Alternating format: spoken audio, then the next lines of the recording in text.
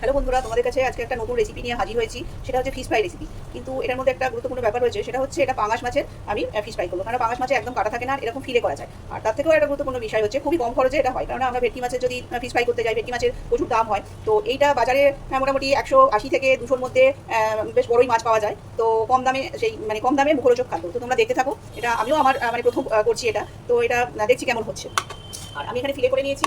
আর এইখানটায় ডিমের একটা দুটো ডিম নিয়ে এটা ফেটিয়ে নিয়েছি এটার মধ্যে।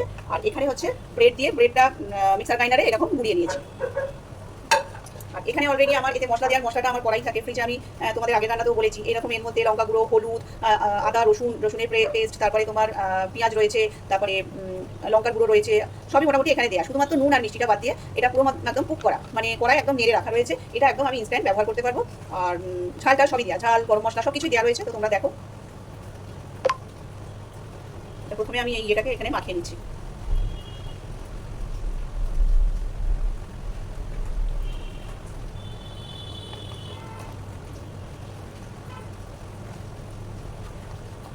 মশলাটা মেখে আমি 10-15 মিনিট মতন রেখে দেবো।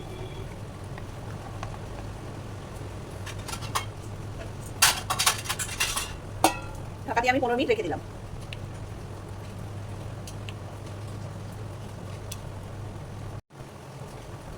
আমার 15 মিনিট হয়ে গেছে এটা ম্যারিনেট করা। তো আমি এই যে মশলা মাখানো এর মধ্যে নুন দিয়ে নিয়েছি আমি। তো এবার একবার এই পাউরুটির এই গুঁড়োটাতে মাখিয়ে আমি একবার এই ডিমের মধ্যে এটা একবার ডুবিয়ে নেবো। তো তারপরে আবার একবার পাউরুটির এর মধ্যে আবার মাখিয়ে নেবো। আর একটা এরকম ডিমের পোড় দিতে হবে।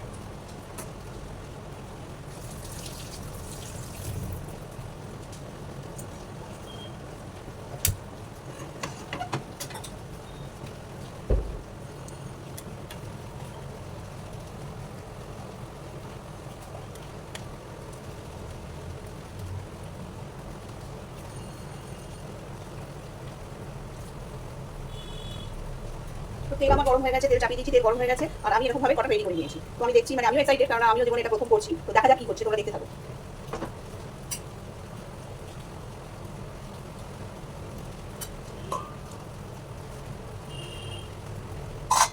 তেল ফুল গরম হয়ে গেছে আমার। গ্যাসের আঁচটা কিন্তু কমিয়ে নেবো, কমিয়ে নিয়ে একটা একটা করে ছাড়তে থাকবো।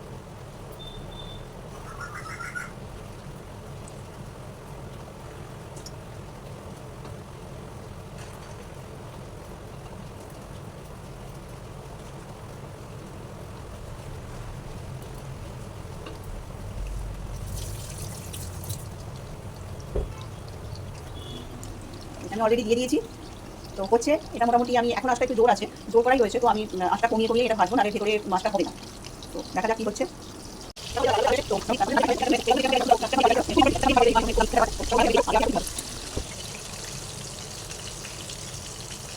তো এটা আমি এইখানটাতে তুলে নেবো।